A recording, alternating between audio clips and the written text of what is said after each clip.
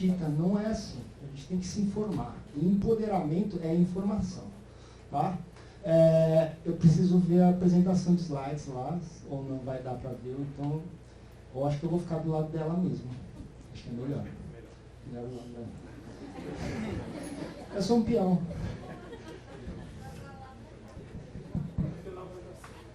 Não, acho que a gente fica os dois aqui. Será que dá para passar a apresentação de slides? Porque senão eu vou me perder aqui. Bom, mas eu vou adiantando então. Então, dentro do livro vermelho, tem um parágrafo muito importante que fala sobre a política nacional do meio ambiente e outras leis que estão atreladas principalmente a essa questão de espécies ameaçadas. Tá? E dentro da relação da Política Nacional do Meio Ambiente de 2002, tem um capítulo à parte sobre o EPAMB, as estratégicas, as políticas e os planos de ação nacional sobre a biodiversidade, que incluem, então, a elaboração dessa lista de espécies ameaçadas e do livro vermelho e dos planos de ação nacional para a conservação da biodiversidade. São duas coisas importantes aqui. Então, preste atenção na primeira, que é o livro vermelho. Tá? Esse livro vermelho, então, é aquela capa que eu coloquei para vocês, ele nos diz quais são as espécies de peixes ameaçados que tem no território brasileiro. Então, e ninguém está vendo a apresentação aí, né, no PowerPoint. Então tá bom, deixa eu falar sem PowerPoint mesmo. Isso leva, então, a essas leis que têm que ser respeitadas. O que está na lista de espécies ameaçadas tem que ser respeitadas algumas regras no licenciamento ambiental, que se refletem, então, em regras no licenciamento ambiental. Tá?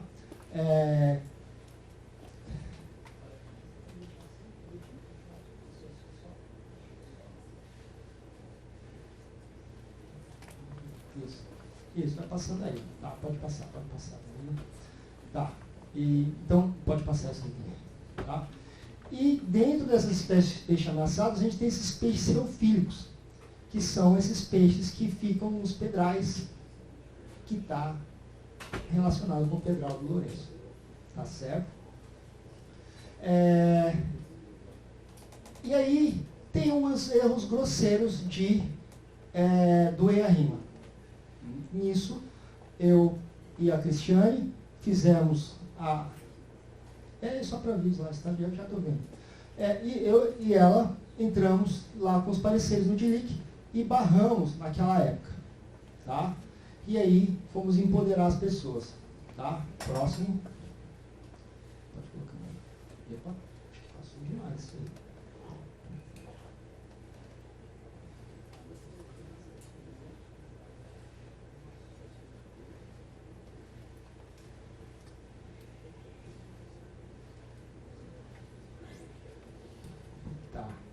Não, então deixa assim mesmo.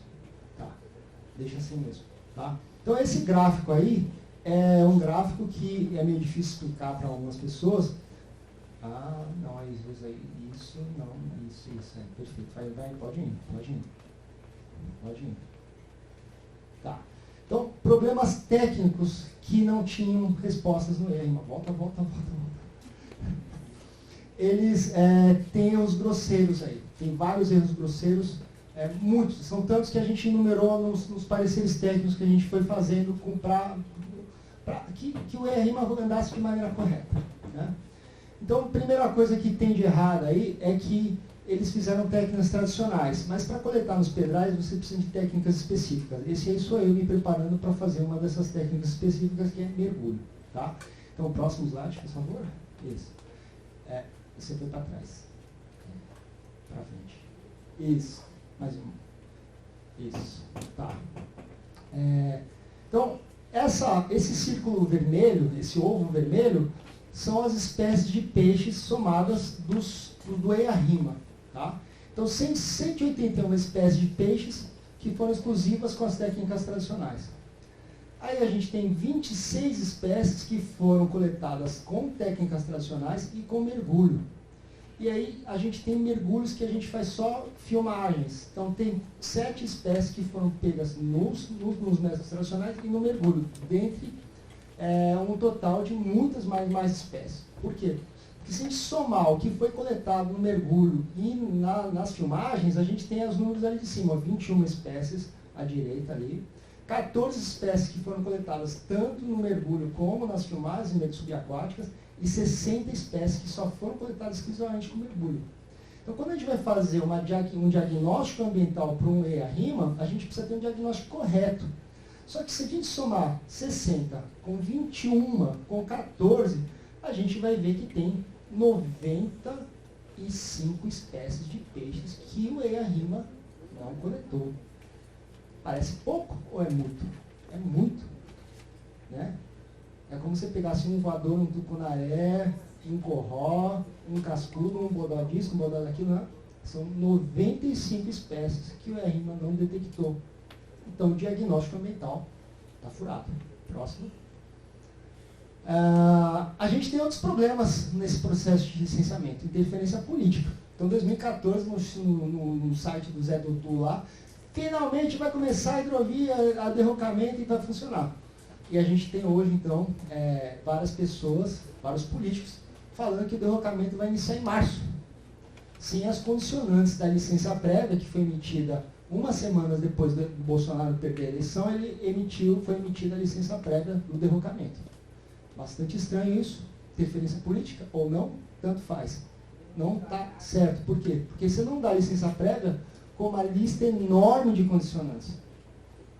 E essas condicionantes nem iniciaram ainda. Tá? Próximo. Então, em 2019, quando eles apresentaram o novo EIA-RIMA, a gente foi e fez pareceres técnicos questionando a qualidade e as informações do novo EIA-RIMA. Próximo. E nessa época já começou aquele papo.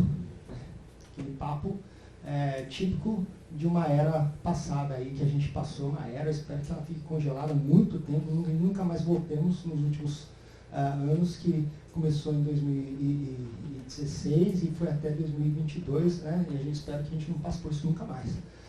Mas é uma época negra, onde o licenciamento ambiental foi julgado como o grande vilão do desenvolvimento. Né? E tudo que é licenciamento ambiental, então a Foz do Amazonas é problema de soberania. Quando a gente está vendo mudanças climáticas, isso. Então o licenciamento ambiental se tornou o grande vilão. Né? Só que isso não é verdade. Eu já fiz várias obras, eu já fiz obras de muitas hidrelétricas. Tá? A primeira obra do PAC do governo do PT foi ao HE Mauá. Eu fui o responsável técnico por assinar aquele EIA-RIMA. E não teve atraso na construção daquela hidrelétrica. Eu fui responsável técnico por ferrovias, várias. Não houve atraso técnico por conta de EIA-RIMA. Então, quando há atrasos por erros de EIA-RIMA, é uma justificativa de falar que o licenciamento atrasa o desenvolvimento. Não é verdade. Tá? Próximo. Tá? Então, já aconteceu essa história, 2022 foi, né? E em 2023 a gente está vendo isso.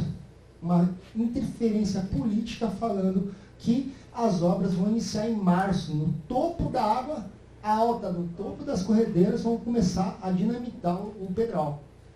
Isso é meio maluco, mas político não, acho que não pensa muito em termos de capacidade, né, do que se pode ou não fazer. Próximo. Vai lá um pouquinho para frente. Né? E aí, então, a gente tem a questão agora é a seguinte. Foi liberada a LP com várias condicionantes. A primeira versão do plano de trabalho para atender as condicionantes foi parar no IDEFLOR, e o IDEFLOR levou para mim e para a Cristiane, né? Para a infelicidade do empreendedor, que tinha um plano de trabalho aquém de qualquer necessidade para atender aquelas condicionantes. Então, nós dois fizemos parecer que foi parar no IDEFLOR, que não sei porque não subiu para o DILIC do IBAMA, que é a diretoria de licenciamento. Mas foi parar na mão do empreendedor. Não sei bem como também. A gente dá risada, né, Cris? A gente tem coisa que a gente não compreende, assim, mas tudo bem. E o empreendedor, nesse momento, foi chamar o responsável para fazer esses estudos relacionados às condicionantes da licença prévia para poder ter a licença de instalação. Então, esse empreendimento ainda não tem licença de instalação e chamou duas pessoas. Primeiro chamou o professor Leandro, da UFPA de Altamira, e ele falou que não. Ele falou assim, só vocês me pagarem muito. Aí eles falaram não. E então eles foram chamar outro responsável técnico, que é o professor Tommaso de Arriso, que é um cara muito competente. E agora eu não tenho em mãos o plano de trabalho, mas eu tenho certeza que ele vai fazer um trabalho muito forte. Por quê? Porque ele contratou a minha equipe. Ele contratou a minha equipe. A minha equipe que eu uso para trabalhar nas minhas pesquisas, ele contratou. Tá? Isso não é bom, mas tudo bem. É bom porque ele vai preencher as condicionantes, mas não é bom porque ele vai abastecer com informações técnicas de qualidade, o que realmente faz com que o licenciamento possa ir para frente. Tá? Próximo. Então, tem algumas coisas que ainda eles não fizeram. Uma das coisas que eles não fizeram é atender algumas condicionantes legais. Tá? Então, quando você tem uma espécie ameaçada, você tem que ir atrás dos coordenadores dos planos de ação nacional, quando você tem esse empreendimento. E eles não fizeram isso. Tá certo? Eles nem leram o que é o plano de ação nacional. Então, os empreendedores não sabem. Isso é uma falha nossa, de pesquisadores e do pessoal do ICMBio, porque tem os planos de ação nacional para a biodiversidade. Isso as pessoas não sabem. Eu tento sempre dar aula disso, fazer palestras disso, mas é difícil. Então, tem dois artigos próximos, por favor. Pode. Né?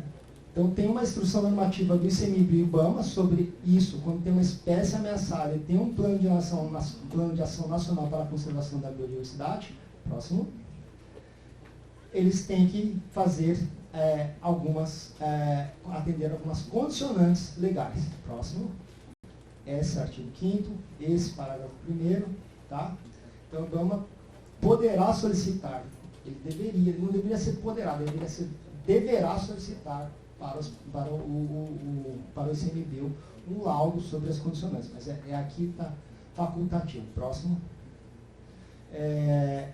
E o ICMBio ele tem que, dentro de um prazo legal, não sei, 60 dias. Né?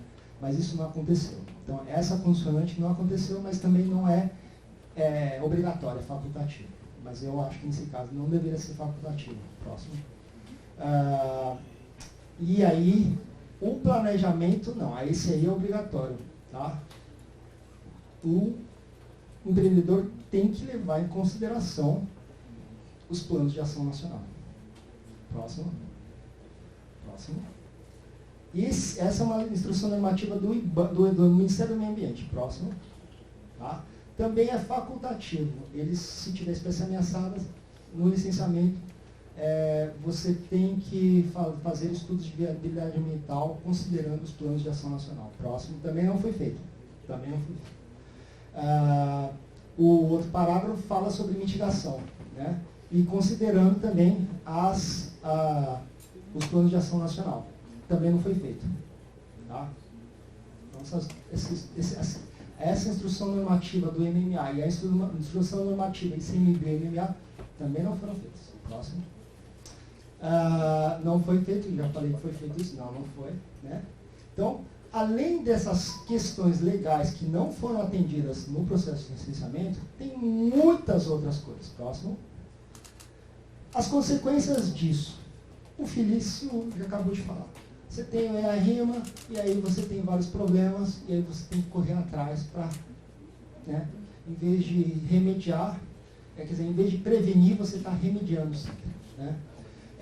E para não acontecer isso que o Felício falou, que a gente tem que remediar em vez de prevenir, a gente tem que ajustar as coisas certinho.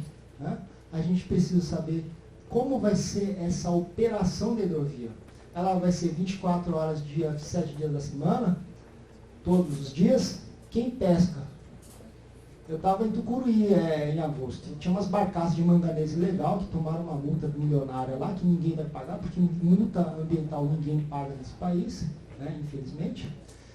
E a gente estava tentando fazer as coletas lá e meu amigo, não dá. Eu preciso de 2 horas de mergulho. Eu fico com uma mangueira. E aí vem uma barcaça e passa em cima da cabeça da gente.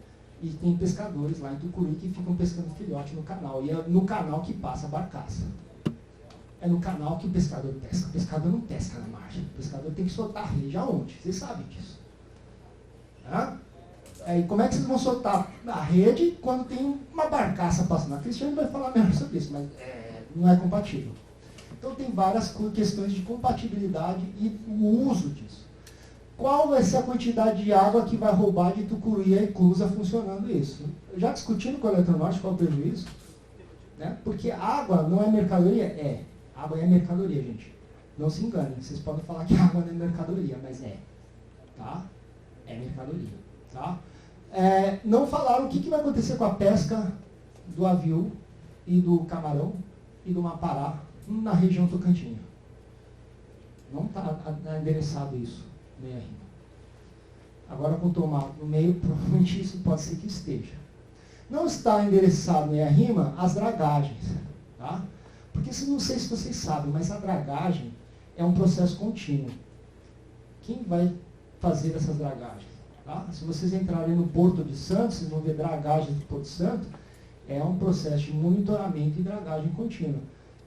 Alguém já fez buraquinho na praia, né? Tirar a areia do rio é a mesma coisa. Para você fazer um buraco de 1 metro de profundidade na praia, você tem que tirar um caminhão de areia. Para você passar, aprofundar um canal no leito arenoso da região tocantina, vai precisar tirar uma montanha gigante de areia. Como é que você faz isso? Não sei. Eu já estou extrapolando meu tempo. Pode passar a próxima? Então, esses impactos por trechos, eles não foram endereçados corretamente no EARIMA. Os impactos são subavaliados. Todos os impactos são subavaliados para todos os grupos de animais, não é só para peixe. Eu sei que eu vim falar de peixe, mas eu analisei, junto com o pessoal do DeFlor, todos os grupos. Próximo. Né? Como que a dragagem vai afetar a pesca? Vocês já imaginaram se acabar uma parada embaixo na região tocantina? E o camarão? Depois de Tucuruí já ferrou. Né? Próximo. O que vai acontecer com os peixes teofílicos? O EARIMA não falava nada deles. E é por isso que eu estou aqui. Mais por isso, mas depois eu me envolvi com vocês. Né? Ronaldo toda hora me escreve pedindo, japonês, me ajuda aqui. Né? Próximo. Tem uma questão que não foi colocada em pauta. A modelagem hidrodinâmica. Tá? Em cada um desses trechos. Essa modelagem hidrodinâmica, se você aprofunda o canal na região tocantina, a água vai rodar por esse canal e vai deixar água podre nas lagoas marginais. Tá? O que vai acontecer com os peixes? Ninguém fala. Se você faz a derrocagem e joga as pedras no canal, a seção transversal do rio vai continuar a mesma, mas a profundidade abaixa. Quer dizer, o rio vai ficar mais raso. O que acontece com isso? O que fizeram em São Paulo? Fizeram para acabar com as enchentes do Tietê. O que eles fizeram? Eles aprofundaram o canal. De 15, 20 metros, fizeram para 60, 80 metros. Agora, aqui no Pedral, eles querem fazer o contrário. De 80 a 100 metros, eles querem fazer para 40 metros. E o que vai acontecer em Marabá e em Tupiranga? Hein? Tem modelagem? Pode ser que não aconteça nada. Pode ser que, inclusive, melhore o fluxo e Marabá não fique nunca mais inundado. Mas pode ser que Marabá fique inundada todo ano e muito mais alta a enchente. Tá? Então não foi feito isso. Próximo. Pode ir. Eles não levam em consideração o plano de ação nacional que tem na região, que é o SERPAN. Eu sei que pouca gente leu, mas eles tinham que fazer isso aí. Tá? Próximo. Tá? Então a gente tem na área 2 PANs. A gente tem o PAN Peixes Amazônicos e o SERPAN, que é o PAN Pantanal, Cerrado e Bacia do Cantinho do Araguaia. Eu estava em Manaus até ontem, eu cheguei 2 da manhã, estudei umas 3, e estou aqui porque eu achei que era importante. Por isso que eu saí de lá de Manaus para vir aqui. Então, como avaliar os impactos sobre as espécies de peixes que estão nesses planos de ação nacional? Ninguém fez isso. Quais as medidas mitigadoras? Por quê? Porque tem uma espécie que eu coletei de Cametá até Itaguatins e só ocorre no Pedral, que é um cascudo lá, é um bodozão que ocorre só no Pedral. Se você derrocar o Pedral e essa espécie deixar de existir, qual vai ser a mitigação ou a compensação sobre essa espécie de peixe? Não está. Quais vão ser as mitigações, as medidas mitigadoras que a gente tem sobre isso? não está no EIA-RIMA. Então tem muita coisa que não está no EIA-RIMA. Eu não vou ficar me atendo a todas, porque senão eu vou ficar aqui 6 horas, vocês estão ferrados. Né? Vou fazer isso com vocês. Tá? Então a gente tem os planos de ação nacional que estão acessíveis, tá? E dentro desse plano aqui a gente tem essa lista pequena de espécies que podem ocorrer nesse local. Todas elas são ameaçadas. Tá? Todas essas espécies aí são ameaçadas. Tá?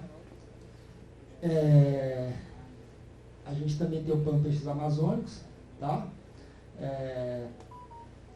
As falhas, então, que tem no EIA, elas tinham que ter sido acessadas porque a gente tem um plano de ação nacional. E por que não foi feito isso? Por vários motivos. Mas o melhor é sempre a ignorância. Né? Então, todas essas espécies aqui são ameaçadas. Cada uma em um estado. CR é criticamente ameaçada. EN é em perigo. VU é vulnerável. Vulnerável é o mais assim, tranquilo. Mas CR é muito preocupante. Tá? E esses são os ambientes que a gente tem. Esses ambientes que as pessoas querem colocar hidrelétricas. Então, essa apresentação não vale só para hidrovia, vale para hidrelétrica também. Porque eles querem fazer hidrelétrica de Marabá. Isso era uma obra prioritária dos últimos anos, dos últimos governos, a UHE Marabá. Tá? Porque ela permitiria utilizar a hidrovia Tocantins-Araguaia até lá longe. Até lá longe, interior do Brasil. Né? Tá? Então, as metodologias que a gente usa são esses mergulhos que eles vão usar. Então, eu fiz essa apresentação mês passado, tá, gente? Então, tem aqui uns links que a gente pode depois passar e vocês podem usar também. Eles vão usar essa metodologia que a gente usou, tá? Esse aqui aqui a gente tem Taguatins, tá? Aqui é a São Geraldo do Araguaia.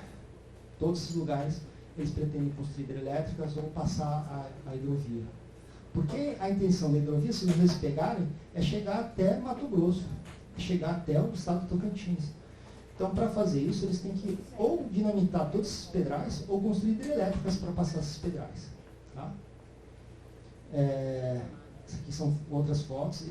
Eu tinha preparado essa apresentação antes de ficar sabendo que a equipe do Tomaso ia ser composta pela minha equipe também. Né? Eu não sabia disso. Então, essas são algumas das espécies que ocorrem no pedral. Essa é a Lamontix paracana, uma espécie que tem uma distribuição exclusiva nos pedrais em alta profundidade e que ninguém sabia que tinha lá no pedral. Eu fui lá, coletei. Né? Esse aqui só ocorre nas corredeiras ali na frente de Marabá, a corredeira de São João ali, São João do Araguaia, ela ocorre ali. Ela pode ser afetada pela hidrovia? Talvez não. Mas se tiver o plano de hidrelétrica de Marabá, ela vai perder. O único lugar que eu encontrei ela de Cametá até Itaguatins, eu só encontrei essa espécie lá, na região de São João do Araguaia. Tá? Essa aqui é a Teleucicla Cinderela, ela é muito bonita, esse é um macho, a fêmea é menorzinho. Né? Ela é ameaçada, ela ocorre nessa região, muito fácil de pegar. Tá? É um jacundazinho bem pequeno. Esse aqui é um outro peixe, que é o Sartor tucuruensis, é um piauzinho, tá? É um pequenininho assim, pretinho, ele tem a boca para cima, tá?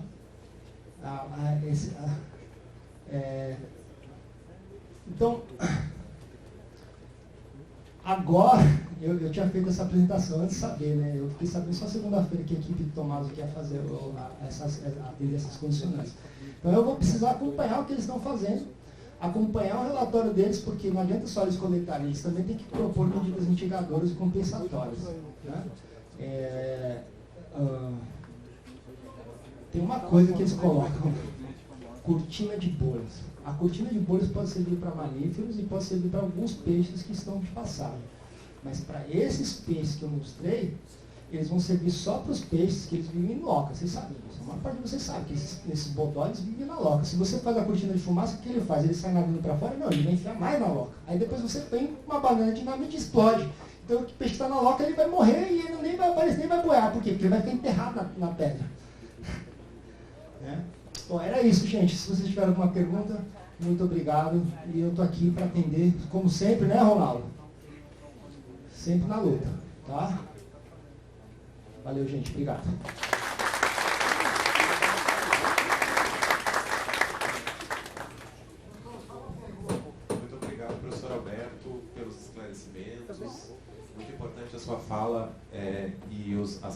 Vamos trocar de microfone, talvez seu microfone esteja melhor. Alô. Obrigado pela sua fala, pelos esclarecimentos. Certamente foi muito importante para todos e todos nós aqui ouvirmos todos esses achados e decorrentes da sua pesquisa e também da sua experiência em relação a licenciamento. Destacar da sua fala justamente essa existência de críticas à própria natureza do licenciamento em decorrência de atrasos ou erros que muitas vezes são propositais por parte da equipe que elabora e que acaba desconsiderando muitas vezes elementos importantes, como bem o senhor mencionou. Nesse caso específico que a gente está tratando, a ausência de atendimento às etapas de viabilidade ambiental, a não observância das categorias de risco de extinção, enfim.